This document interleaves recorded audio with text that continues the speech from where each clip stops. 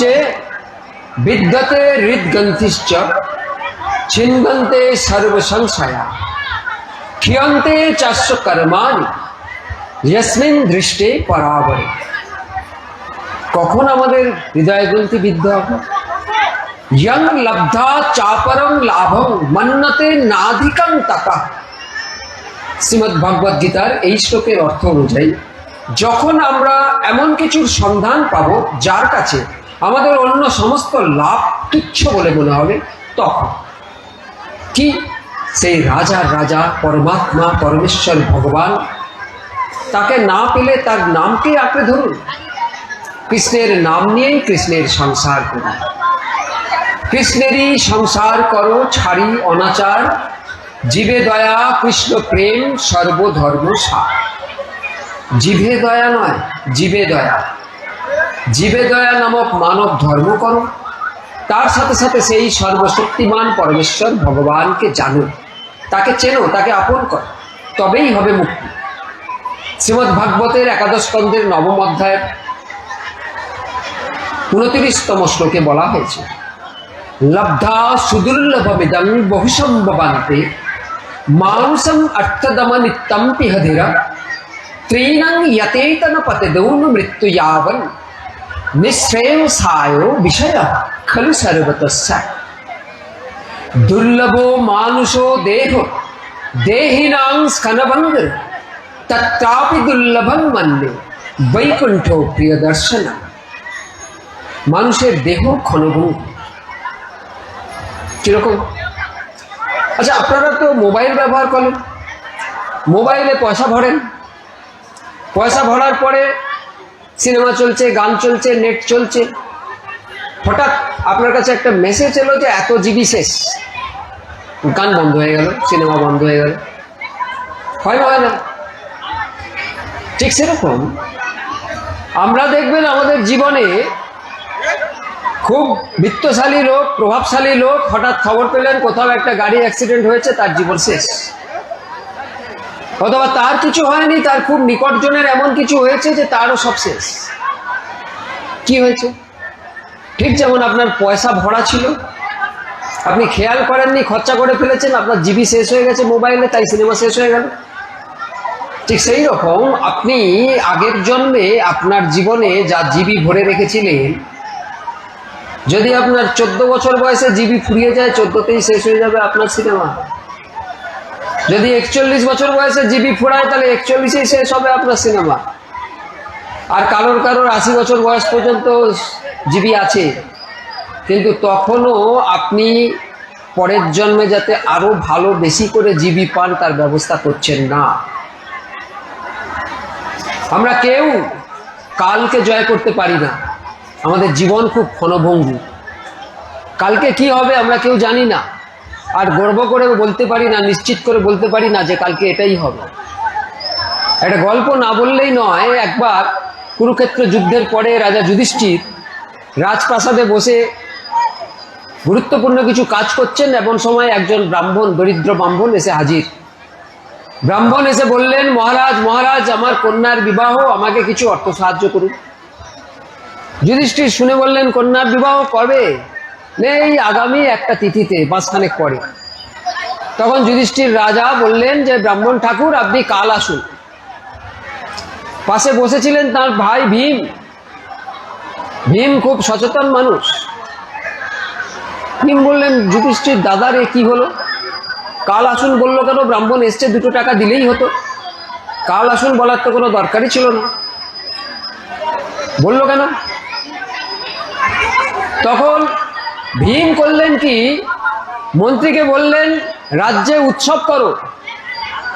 রাজ্যে বিরাট উৎসব আয়োজন হলো, সন্ধ্যাবেলা প্রচুর বাজি ফাটছে। যুধিষ্ঠির তখন দেখছেন যে সন্ধ্যাবেলা বাজি ফাটছে, উৎসব হচ্ছে। যুধিষ্ঠির বললেন, আজ তো জন্মাষ্টমীও নয়, রামনবমীও নয়, এত উৎসব কেন? মন্ত্রীকে জিজ্ঞেস করলেন, কি হয়েছে? না, আপনার ভাই বলেছেন উৎসব করতে। না ভাই? কোন ভাই? না, বৃকোদর ভীম বলেছে।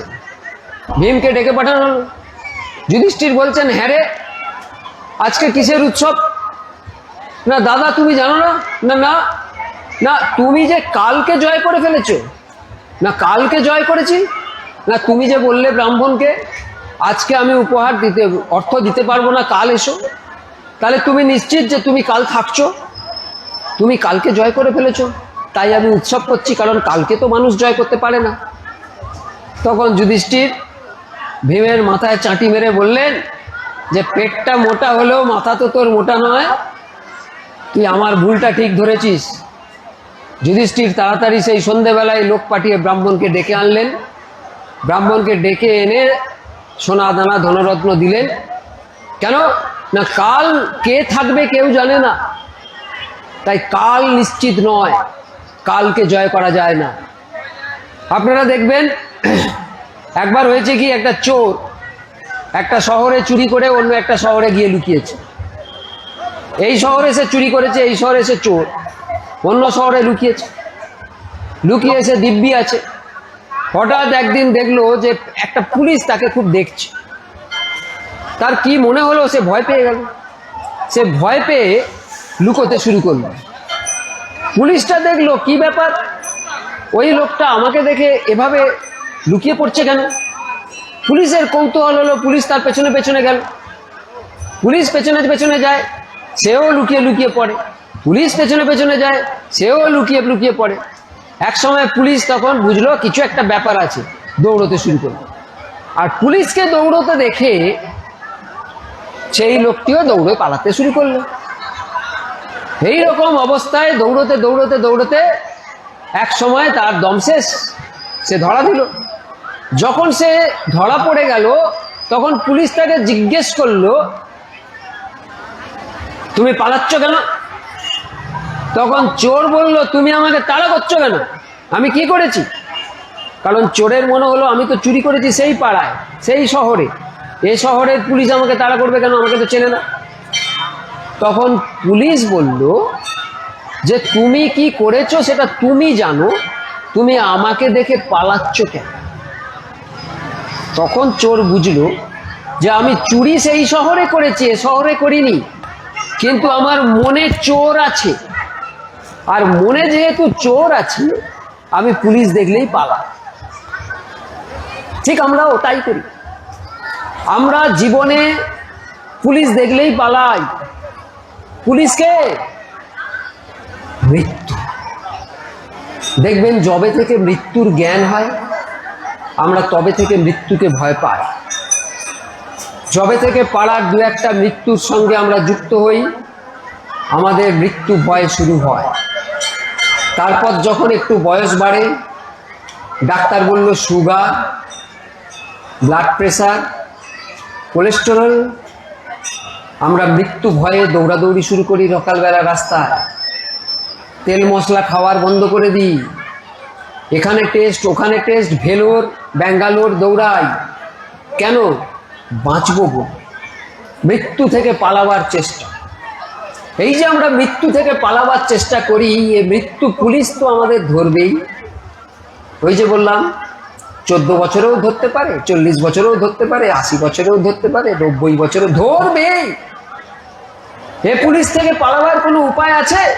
নেই। তাহলে কি উপায় আছে? একটাই উপায়। শ্রীমদ্ ভাগবতম কি বলছে? মৃদেহ মদ্যম সুলভং সুদুর্লভং প্রবংশু কল্পং গুরুকর্ণধারম মায়ানুকুলেন নভস্যতে ঋতং পুমান ভবৎ ভিন্ন তরেৎস আত্মা। এই জগৎ সংসার সাগর পার করবার জন্যে, তার কাছে পৌঁছবার জন্যে নৌকা হলো এই শরীর। জীবকুলে মানুষের শরীর পাওয়া সব থেকে লাভের বিষয়। তার মধ্যে যদি ভগবানের প্রতি আগ্রহ থাকে তবে তা আরো লাভজনক।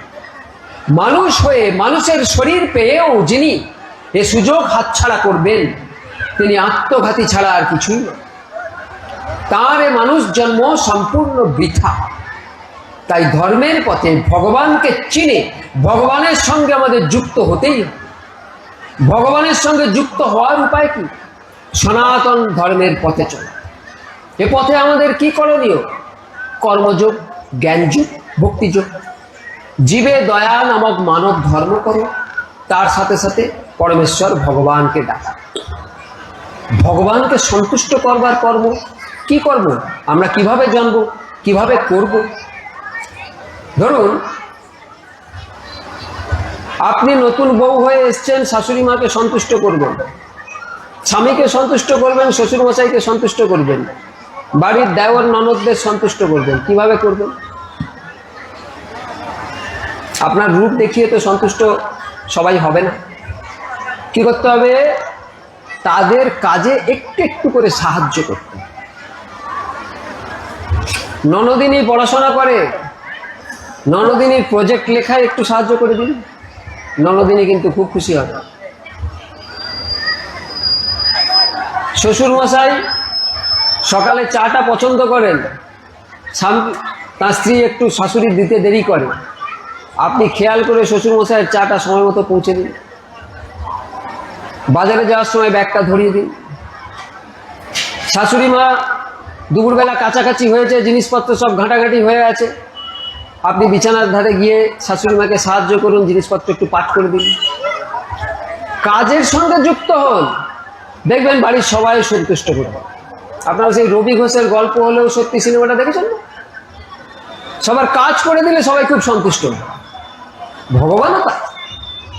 ভগবান কখন আপনার উপর সন্তুষ্ট হবে? আপনি ভগবানের কাজ করুন। এখন বলবেন ভগবানের কাজটা কি, জানবো কি করে? ভগবানের কাজ জানা তো খুব সোজা। ধরুন এই মন্দিরে আপনি যখন প্রণাম করছেন, 100-র মধ্যে 90 জন বা আরও বেশি ভগবানকে প্রণাম করে কি চায়? আমার ভালো কর, আমার নাতির ভালো কর। আমরা পুজোর সময় ফুল কাটাই, মানসিক করি, ফুল নিই, আঁচলে করে বেঁধে নিয়ে যাই, তাপ আঁচলে করে বাঁধি। কিসের জন্য? বাড়ির সবার মাথায় ঠাকাবো, বুকে ঠাকাবো, হ্যাঁ কি না? কেন? যাতে তারা ভালো থাকে। তাহলে ভগবানের কাছে কি চাই? আমরা সবাই ভগবানের কাছে আমার ভালো চাই। অন্য কিছু চাই? অন্য কিছু তো চাই না। তাহলে ভগবানের কাছে যদি আমরা সবাই আমার ভালো চাই, তাহলে সবার চাওয়াগুলো ভগবানের কাছে যখন পৌঁছালো, তখন ভগবানের কাজটা কি হলো? সবার ভালো করতে হবে। তাহলে ওটাই ভগবানের কাজ। তাহলে ভগবানের কাজ হলো সবার ভালো করা। তাহলে ভগবান সবার যে ভালো করবে, সবার মধ্যে তো আপনি একজন, আপনারও তো করবে। তাহলে ভগবান আপনার ভালো কেন করবে? ভগবান একটু আপনাকে নজর করবে যে আপনি তার কাজে সহযোগিতা করেন কি। তাহলে কি করে আপনি তাকে সহযোগিতা করবেন? যে ওই যে কাজ ভগবানের সবার ভালো করা, আপনি ভগবানের সবার ভালো করায় সহযোগিতা করুন। আপনার মাসে 50,000 টাকা রোজগার, মাসে যে 5,000 টাকা রোজগার করে ছেলের বাচ্চার টিউশনির ফিস দিতে পারছে না বা বই কিনতে পারছে না, বছরে একদিন একজনকে একটু সাহায্য করুন না, তার ভালো হবে তো। তার ভালো হোক, এটাই তো সে ভগবানের কাছে চেয়েছে। তার ফলে তার ভালো করাটা ভগবানের কাজ হয়েছে। এবার আপনি যদি তার ভালো করে দেন, তাহলে আপনি কি করলেন? ভগবানের একটা কাজ করে দিলেন। আর ভগবানের খাতায় আপনার নামটা উঠলো। এবার ভগবান আপনার ভালো করিয়ে দেবে কাকে দিয়ে? আপনার এলাকায় যার 5 লক্ষ টাকা রোজগার মাসে আছে। ঠিক ঘুরপথে তার মাধ্যমে যখন আপনার কোনো বিপদ হবে, আপনার কাছে আপনার ভালো তার হাত দিয়ে হবে। আপনি বলেন ভগবান করে দিল, ভগবান বলে আমি করলাম না, ওকে দিয়ে করালাম। কিন্তু সে করলো, ও করলো মানে কার কাজ করলো? ভগবানের কাজ করলো। তাহলে ভগবানের কাজে হাত লাগানো হলো, বোঝা কি গেল? এইভাবে আমাদের সবার ভালো করায় হাত লাগাতে হবে। আমরা সবাই ভগবানকে কাজ দিই, ভগবান সেই কাজ আমাদের মধ্যে দিয়েই করিয়ে নিতে চান। তাই করুন। আপনার সাধ্য মতো ক্ষুধার্তকে খাদ্য দিন, আর্তকে আশ্রয় দিন, অসহায়কে সহায় দিন। কি ভাবছেন আপনি গরিব? বেশ, আপনি আরো গরিবকে কিছু করুন, তাতেই হয়। তিনি আপনার অন্তর দেখেন, কাজের ফল দেখেন না। আপনিও ফল দেখবেন না। একজন দিন দরিদ্র, সে একজনের উপকার করতে পারলো না, তার সাধ্য নেই, কিন্তু সারা রাত সে তার বাড়িতে কেঁদে গেল যে আমি সময় মতো ওর উপকারটা করতে পারিনি। তারও নাম নোটবুকে লেখা হয়ে গেল। ভগবান অন্তর দেখেন, ফল দেখেন না। ভগবানের ঘরে ক্রিয়া নোট হয় না, আইডিয়া নোট হয়। আপনি আইডিয়া করুন মানুষের ভালো কথা, ভগবানকে নির্দেশ মতো কাজ করুন। দেখবেন একজন পুলিশ অফিসার, তার হাতে একটা বন্দুক আছে, বন্দুক পেয়ে এসে একজন বদমাইশি করছে, তার রাগ হলো, তাকে গিয়ে দুম করে গুলি মেরে দিল। সে পুলিশ অফিসার তার পুলিশের বন্দুক দিয়ে একজনকে মেরে দিল, তবু তার শাস্তি হবে। কিন্তু পুলিশ অফিসারের হাতে বন্দুক আছে, তার ওপরওয়ালা তাকে আদেশ করলো যে এখন গুলি চালাবার মতো অবস্থা, গুলি করো। পুলিশ অফিসার গুলি করে একের জায়গায় 10টা মানুষকে মেরে দিল, তখন তার শাস্তি হবে না, বরঞ্চ মেডেল পাবে। তাহলে কি বোঝা গেল? আপনি নিজের ইচ্ছায় কাজ করলে কাজের ফল 0 অথবা মাইনাস। তার ইচ্ছায় কাজ করুন, কাজের ফল সবসময় বেশি। নিজের ইচ্ছায় নয়, তার ইচ্ছায় কাজ করুন। এইভাবে আপনি একটু একটু করে কাজ করলে ব্রহ্মস্পর্শে আমাদের মায়া হৃদয়ে পরম আনন্দ পেতে শুরু করবেন। এই হবে কর্মযোগ। তাহলে ভগবানের সঙ্গে যুক্ত হওয়ার যে কর্ম আমরা করলাম তা হলো কর্মযোগ। এই যে কর্মযোগটা কি এটা জানলাম, এই জানাটা হলো জ্ঞানযোগ। ভগবানের সঙ্গে যুক্ত হওয়ার যে জ্ঞান, তাই হলো জ্ঞানযোগ। কি জ্ঞান? না ওই কি কর্মটা করব আর কোন কর্মটা করব না, এটা যে জানলাম, এটা তো একটা জ্ঞান। এই জ্ঞান হলো জ্ঞানযোগ। এই কর্মযোগের জ্ঞানকে ভগবান বলছেন 2য় অধ্যায় 50তম শ্লোক, বুদ্ধিযুক্ত জহাতিহ উভে সুকৃত দুষ্কৃতে তস্মাৎ যোগায় যুজ্যস্য যোগ কর্ম সুকৌশলম। কর্মের সুকৌশল, যা বুদ্ধিযুক্ত মেধা দিয়ে কাজ করতে হয়। এরপরে কি? ভক্তিযোগ। ভক্তিযোগ হলো ভগবানের সঙ্গে সংযুক্ত হওয়া, তার কাজ করতে করতে ভগবানের বিলীন হয়ে যাওয়া। ঠিক যেমন আপনারা নদী দেখেছেন, যেমন গঙ্গা নদী, সেই কোন গোমুখ থেকে, পাহাড় থেকে 2550 কিলোমিটার কত নদী উপনদী শাখা নদীকে নিয়ে ভাসিয়ে এলাকাকে সুজলা সুফলা করতে করতে করতে করতে সাগরে এসে মিশল। সাগরে এসে মিশল, তখন তিনি শান্ত হলেন। তার আগে চঞ্চল দৌড়। তেমনি আমরাও আমাদের জীবনে সমস্ত কর্ম করতে করতে, সবাইকে শান্ত স্নিগ্ধ তৃষ্ণা নিবারণ করতে করতে আমরা যখন ভগবানের সঙ্গে মিলিত হব, তখন আমরাও শান্ত হব। আপনারা জানেন ভগবান নিজেই এই উপমা দিয়েছেন, কি বলে? আপুর্যমান অচল প্রতিষ্ঠং সমুদ্রয়াপ প্রবিশন্তি যদ্দৎ তদ্দৎ কামা যৎ প্রবিশন্তি সর্বে সসন্তি যপ্নোতি ন কামকা। এই হলো ভক্তিযোগ।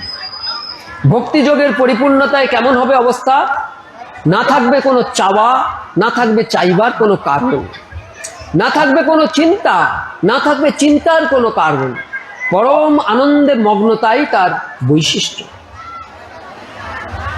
ব্রহ্মদ্ভুত প্রসন্নাত্মা ন শোচতি ন কংসতি সমো সর্বেষু ভূতেষু মদ্ভক্তিং লভতে পরম। তাহলে এতক্ষণের আলোচনায় কি উঠে এলো? ভগবানের সঙ্গে যুক্ত হওয়ার যে কর্ম, তাই কর্মযোগ। ভগবানের সঙ্গে যুক্ত হওয়ার যে জ্ঞান, তাই জ্ঞানযোগ। কিন্তু ভক্তিযোগ কি? ভগবানের সঙ্গে যুক্ত থাকার যে অবস্থা, তাই ভক্তিযোগ। আপনারা প্যারাশুট নিয়ে বিমান থেকে ঝাঁপ দেওয়া দেখেছেন? ঝাঁপ দেওয়ার পরে কি হয়? প্যারাশুট হুস হুস করে যে মানুষের পিঠে বাঁধা আছে, সে মানুষটা পড়তে থাকে। এবার সে চেষ্টা করে প্যারাশুটটা খোলে। প্যারাশুট না খুললে কি হবে সবাই জানে। তখন একটাই কাজ, প্যারাশুটের বোতামটা খুলে দাও, ব্যাস তুমি রক্ষা পেয়ে যাবে। ঠিক সেই রকম কলিযুগে আমাদের সমাজের সঙ্গে সঙ্গে আমাদের পতন হচ্ছে, দ্রুত গতিতে পতন হচ্ছে। কিন্তু অনেকেই উদ্ধার পেয়ে যাবে যে তার প্যারাশুটটা খুলেছে। আপনিও খুলুন আপনার প্যারাশুট। কি রকম বোতাম প্যারাশুটের? গোবিন্দের ভজনা,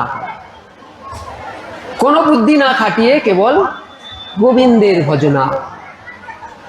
পুনরপি জন্মং পুনরপি মরণং পুনরপি জননী জঠরে শয়নং ইহ সংসারে বহু দুস্তারে কৃপয়া পারে পাহি মুরারে ভজ গোবিন্দম গোবিন্দম ভজ মূঢ়মতে। তাই গোবিন্দের ভজন করো। তাই আসুন একবার উদ্বাহু হয়ে অর্জুনের সাথে সাথে আমরাও বলি, তমাদি দেব পুরুষ পুরাণ স্তমশ্চ বিশ্বস্য পরম নিধানম বেত্তাসি বেদ্যং চ পরম চ ধাম তয়া ততং বিশ্বমনন্ত রূপ। তুমি আদি দেবতা, তুমি আদি পুরুষ, তুমি এই বিশ্বের আশ্রয়স্থল, তুমি বেত্তা, তুমি বেদ্য, সম্পূর্ণ জগৎ জুড়িয়া ব্যাপৃত তুমি সকলের পরম ধাম। শ্রীহরি পরমানন্দম উপদেষ্টারমিশ্বরম ব্যাপকং সর্বলোকানং কারণং ত্বাং নমাম্যহম। ওং যদক্ষরং পরিভ্রষ্টং মাত্রাহীনং চ যদ ভবেৎ পূর্ণং ভবতু তৎসর্বং তৎপ্রসাদাৎ। ওং পাপহং পাপকর্মাহং পাপাত্মা পাপসম্ভবঃ ত্রাহি মাং পুণ্ডরীকাক্ষো সর্ব পাপ হরো হরি। হরি बोल হরি, হরি बोल হরি, হরি बोल হরি। জয় শ্রীকৃষ্ণ।